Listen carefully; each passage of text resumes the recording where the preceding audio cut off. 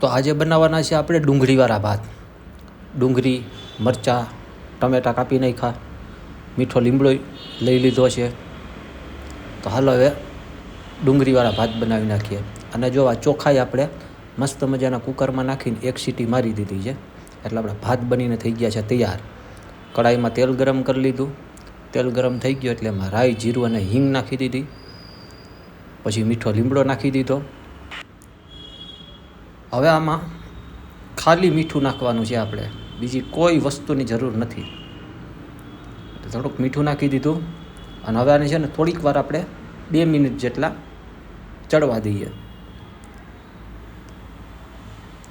અને એ ચડી ગયા ને પછી એમાં નાખી દઈશું આપણે આપણા ભાત અને કરી નાખીએ અને મિક્સ. તો ભાત નાખી દીધા, હવે આને મિક્સ કરી નાખીએ. મસ્ત મજાના મિક્સ થઈ ગયા. હવે આની ઉપર આપણે નાખી દઈશું કોથમરી, એટલે કે ધાણા ભાજી. તો આ આપણા બનીને તૈયાર થઈ ગયા છે કાંદા ભાત, એટલે કે ઈરુલી રાઈસ. તો હાલો બધાય ખાવા માટે થઈને.